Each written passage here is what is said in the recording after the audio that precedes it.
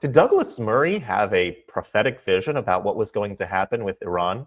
Check out this old unearthed clip from Douglas Murray years and years ago, talking precisely about what's going on today. So we'll watch this clip together and then talk about it. But first, hit that subscribe button over there in the corner. We'd love to stay in touch. Check this out.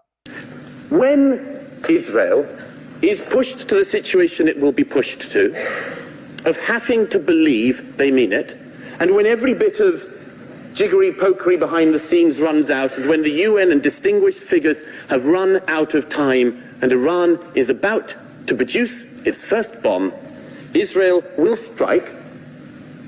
Every single country, including this one, people from our elegant diplomatic service, people from America, everyone will condemn Israel. Everyone in the Middle East will condemn Israel. And they will go back to their homes and they will say in private, thank God for Israel. The Saudis, the Bahrainis, the Egyptians, the Libyans, the Lebanese, everybody will say thank God they did it, because nobody else would. The proposition being put before you tonight is that you have a choice between war and an Iran with the bomb. You have a choice, as has been said before, between war and dishonor. You'll choose dishonor this evening and you'll get war.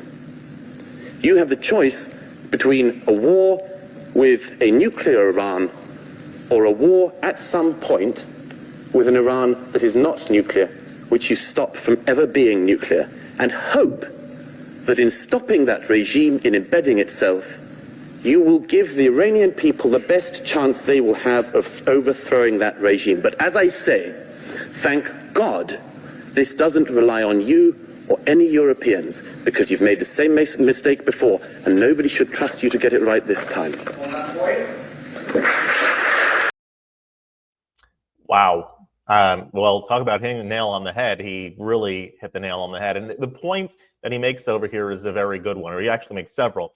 But one of the fact that it's much better to fight a war against Iran, if you have to fight a war against a non-nuclear Iran, than it is to fight with a nuclear Iran. So that's number one, and that's for sure. And he said very clearly, once it becomes abundantly clear to all that Iran is developing the capacity for nuclear weapons, before they get to that point, before they get to the ability to actually have one, Israel will attack them and prevent that from happening, because a nuclear Iran is not only bad for Israel, it's bad for the entire world. So point number one, taken and fulfilled. Secondly, the fact that everyone will outwardly condemn Israel for going and preemptively attacking and so forth, but in their closed room, in their own homes, when they're talking just amongst themselves, thank God Israel did what it did. And that's not only those in the West, not only those in America, but that includes many in the Arab world as well. The Saudis, the Bahrainis, the Egyptians, those from the UAE. Those are people that, again, outwardly can't say we support Israel and blah, blah.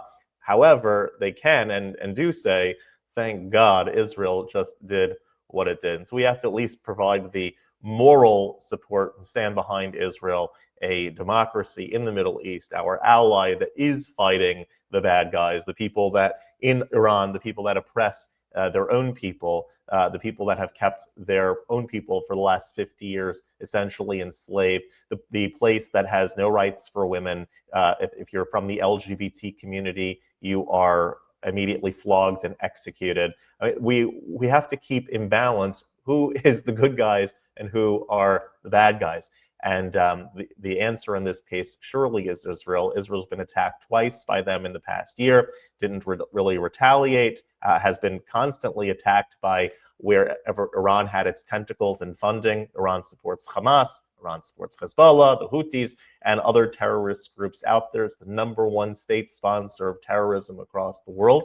And for them to have a nuclear weapon with the perspective of chanting daily, death to America, death to Israel, is something that needed to be stopped. And God willing, people will wake up to the fact that Israel just did the world a huge favor in stopping Iran from acquiring a nuclear weapon. Let's all hope that this concludes very quickly and that the world benefits from the outcome of it in speedy time. If you like this content overall, hit that subscribe button over there in the corner. We'd love to stay in touch. Take care.